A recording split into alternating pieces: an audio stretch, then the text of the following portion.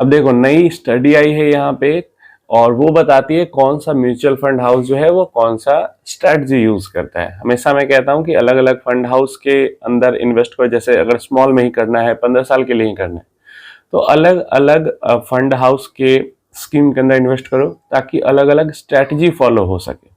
जैसे कोई value investing करता है, कोई मोमेंटम इन्वेस्टिंग करता है, कोई मिक्स्ड करता है, कोई क्वालिटी करता है।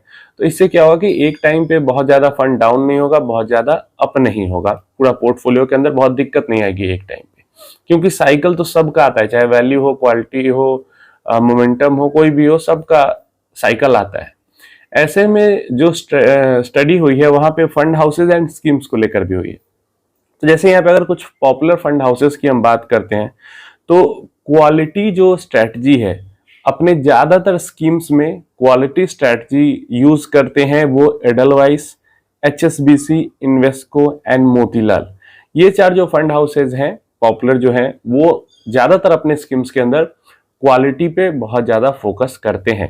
क्वालिटी के साथ जैसे एचएसबीसी है वो क्वालिटी पे ज्यादा करता है, उसके अलावा थोड़ा बहुत वैल्यू मोमेंटम पे भी करता है। एडलवाइस भी क्वालिटी पे ज्यादा करता है, वैल्यू मोमेंटम पे थोड़ा बहुत करता है। जैसे अब वैल्यू की बात करते हैं, वैल्यू इन्वेस्टिंग करने वाले में आ जाता है हमारे पास HDFC mutual fund, Mirai asset mutual fund, Franklin Templeton mutual fund, Nippon mutual fund and Tata mutual fund. ये जो 4-5 फंड हाउसेज हैं ये वैल्यू इन्वेस्टिंग पे ज्यादा फोकस करते हैं। अब ऐसा नहीं कि 100% ऑफ द स्कीम्स के अंदर में यही फॉलो करते हैं, लेकिन अपने ज्यादातर स्कीम्स में ये इस इन्वेस्टमेंट स्टाइल के साथ स्टिक रहते हैं। अब कुछ फंड हाउसेज जैसे axis mutual fund, Canara bank mutual fund and Parag Parekh mutual fund, ये दो फैक्टर के साथ इन्वेस्टिंग करते हैं, दो स्ट्रेटजी का इस्तेमाल करते हैं। जैसे एक्सिस की बात करते हैं तो एक्सिस क्वालिटी एंड मोमेंटम के साथ जाता है, अभी प्रेजेंटली जो इसका सिनेरियो चल रहा है। इसके बाद कैनरा बैंक की बात करते हैं तो ये भी क्वालिटी एंड मोमेंटम के साथ जाता है। और वहीं पराग पारेख म्यूचुअल फंड की बात करते हैं तो ये वैल्यू और मोमेंटम के साथ जाता है। तो ये डुअल स्ट्रेटजी इन्वेस्टमेंट अपना करते हैं या पिछले कुछ टाइम से यहाँ पे कर रहे हैं। अब हमारे पास ऐसे स्कीम्स आ जाते हैं जो कि पर्टिकुलरली एक स्टाइल के साथ अटैच नहीं रहते हैं, वो अलग अलग स्कीम्स के अंदर अलग अलग स्टाइल फॉलो करते हैं या एक ही स्कीम के अंदर 2-3 मिक्स्ड स्टाइल फॉलो कर लेते हैं। ऐसे में कौन कौन से म्यूचुअल फंड हाउस आ जाते हैं? Aditya Birla Sun Life mutual fund, Bandhan mutual fund, DSP mutual fund, then ICICI, Kotak, Quant, SBI and UTI. और ये जो फंड है ये मल्टी फैक्टर यूज कर लेते हैं, मतलब अलग अलग स्टाइल, वैल्यू भी कभी कर लिया, कभी क्वालिटी कर लिया, एक स्टाइल के साथ स्टिक नहीं रहते हैं। अब एक चीज मैं यहाँ पे बताता हूं, अगर जैसे 5 स्मॉल कैप के अंदर मैंने इन्वेस्ट करके रखा है, नाम भी आपको पता है, अब देखो क्या वो अलग अलग में फॉलो करते हैं या नहीं करते हैं, यही चीज मैं हमेशा आपको समझाता हूँ। जो फॉलो करता हूं मैं वो आपको समझाता हूँ। जैसे स्टाइल फैक्टर, मतलब नॉर्मल 2-3 स्ट्रेटजी फॉलो तो करने वाले में आ जाते हैं मेरे पास क्वांट और एसबीआई, ये दो हो जाते हैं जो मल्टी स्ट्रेटजी अपना फॉलो करते हैं। देन डुअल फैक्टर वाले में मेरे पास एक्सिस आ जाता है। देन वैल्यू वाले में मेरे पास आ जाता है निपॉन एंड क्वालिटी वाले में मेरे पास आ जाता है एचएसबीसी। सब का साइकिल आएगा, लेकिन क्योंकि अलग अलग स्ट्रेटजी ये सब फॉलो करते हैं इसलिए एक साथ पूरा पोर्टफोलियो बहुत डाउन नहीं होगा। नॉर्मल मार्केट की बात, मार्केट ही क्रैश करे तब तो एक साथ सब डाउन ही होगा, लेकिन नॉर्मल मार्केट में जो फंड्स के साइकिल आते हैं तो एक साथ सारे फंड्स डाउन नहीं जाएंगे और एक साथ सारे फंड्स अप नहीं जाएंगे। किसी का डाउन साइकिल रहेगा, किसी का अप साइकिल रहेगा, किसी का मिड साइकिल रहेगा, तो ओवरऑल पोर्टफोलियो बैलेंस्ड रहेगा। अब इसके बाद एक और यहाँ पे फंड वाइज भी हम बात कर लेते हैं। तो जैसे एचएसबीसी स्मॉल कैप है, तो एचएसबीसी स्मॉल कैप का यहाँ पे परफॉर्मेंस कंसिस्टेंसी स्कोर 80% का है। ये मोमेंटम पे ज्यादा फोकस करती है एंड मीडियम फोकस इसका वैल्यू पे रहता है एंड क्वालिटी पे हाई फोकस रहता है। वहां पे देखा हमें एचएसबीसी मोमेंटम और क्वालिटी के साथ जाती है, वैल्यू पे थोड़ा कम फोकस रहता है। तो स्मॉल कैप फंड में भी ये यही चीज फॉलो कर रही है। क्वांट स्मॉल कैप की बात करते हैं तो प्रेजेंट जो सिनेरियो है, मोमेंटम हाई रखा हुआ है इन्होंने अपना, मोमेंटम में ज्यादा फोकस करते हैं, वैल्यू में ज्यादा फोकस करते हैं, क्वालिटी में कम फोकस करते हैं।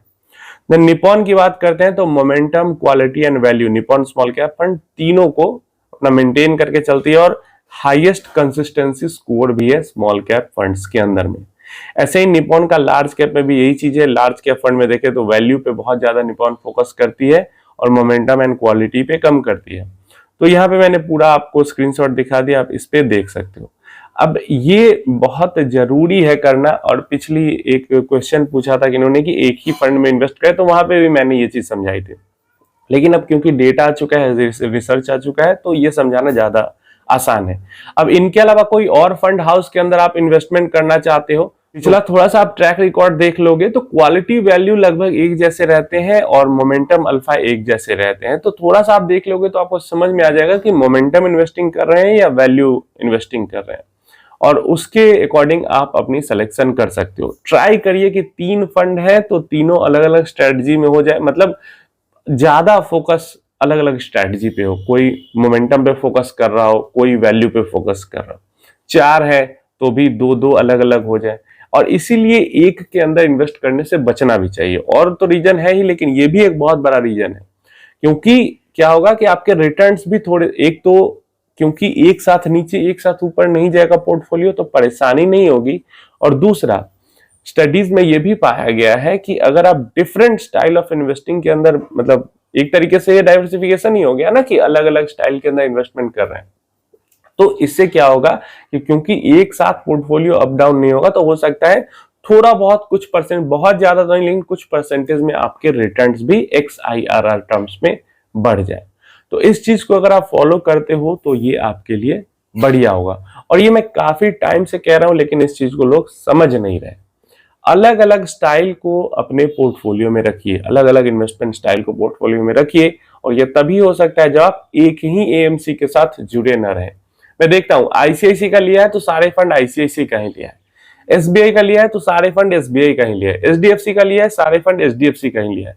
तो ऐसा नहीं करना है। अगर 3-4 फंड्स हैं तो ट्राई कीजिए अलग अलग AMC का ले, ताकि आपको एक्सपोजर मिल सके अलग अलग AMC का, अलग अलग इन्वेस्टमेंट स्टाइल का एक्सपोजर मिल सके और आपके रिटर्न्स बेहतर हो सके थोड़ी सी कम वॉलेटिलिटी के साथ। हमारे पास व्यूअर का कमेंट आया कि अगर रिटर्न 15% 14% ही मिलना है तो मल्टी कैप में क्यों इन्वेस्ट करेंगे, वॉलेटिलिटी बढ़ाने के लिए लार्ज एंड मिड कैप के अंदर ही इन्वेस्ट कर लेंगे।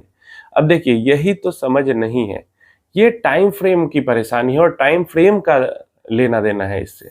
जिस टाइम फ्रेम में आपको large and mid cap fund देगा 14-15% का रिटर्न, उस टाइम फ्रेम में आपको मल्टी कैप देगा 15-16-17% तक का भी रिटर्न। जिस टाइम फ्रेम में आपको लार्ज एंड मिड कैप देगा 12-13% का रिटर्न, उस टाइम फ्रेम में मल्टी कैप देगा 14-15% का रिटर्न।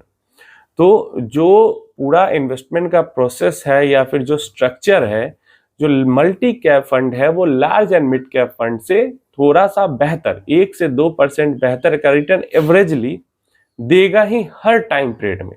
हाँ, कोई हो सकता है कि कोई मल्टी कैप कोई एक मल्टी कैप कोई एक large and mid cap fund से कम रिटर्न दे दे, लेकिन कैटेगरी एवरेज रिटर्न जब हम देखेंगे तो वो हमेशा लार्ज एंड मिड कैप से बेहतर मल्टी कैप का होगा ही होगा। क्यों? क्योंकि यहाँ पे स्मॉल कैप का एक्सपोजर ज्यादा है। और ये कम से कम 5 साल के टाइम पीरियड पे आप देखोगे तो अभी तो जो मल्टी कैप फंड्स है वो नई है, लेकिन जो इसकी प्रोसेस है इन्वेस्टमेंट की उसके अकॉर्डिंग यही चीज हमेशा फॉलो होगी। तो ये नहीं सोचना है कि 15% तो ब्लू चिप फंड में भी मिल जाता है, मतलब नॉर्मल लार्ज कैप फंड में भी कभी कभी 15% मिल जाता है। तो इसका क्या मतलब है, सारा इन्वेस्टमेंट हटा के लार्ज कैप में डाल दे? ये समझने की चीज है कि जिस टाइम पे, मतलब किसी भी एक टाइम पीरियड में लार्ज से बेहतर मिड, मिड से बेहतर एक्टिवली स्मॉल कैप फंड जो है उसकी बात कर रहा हूँ। इंडेक्स में तो भाई मिड सबसे बेहतर देता है लॉन्ग टर्म में भी, क्योंकि वो सेक्टर का यूनिवर्स ही ऐसा है जिस कारण से उसमें पैसा पंप होता है और वो सेक्टर पंप हो जाता है। तो इसलिए अगर हम एक्टिव इन्वेस्टमेंट देख रहे हैं तो लार्ज से बेहतर मिड, मिड से बेहतर स्मॉल, यही परफॉर्मेंस रहेगा किसी भी 5, 8 या 10 साल के टाइम पीरियड में। 1 साल 2 साल 3 साल में ऊपर नीचे कुछ भी हो सकता है। और ये चीज तो एकदम बेसिक सी चीज है, उसको आराम से आपको समझ में आ जाना चाहिए। लार्ज एंड मिड कैप, हाँ ये आप कह सकते हो फ्लेक्सी कैप फंड हो गया और मल्टी कैप फंड हो गया, वहां पे भी फ्लेक्सी कैप से बेहतर मल्टी कैप देगा। अगेन वही चीज है, क्योंकि flexi cap large cap biased होता है, समझ गए। और लार्ज एंड मिड कैप में भी सिनेरियो वही होगा कि लार्ज कैप का एक्सपोजर ज्यादा होगा, मिड कैप का होगा, स्मॉल कैप का एक्सपोजर ना के बराबर होगा।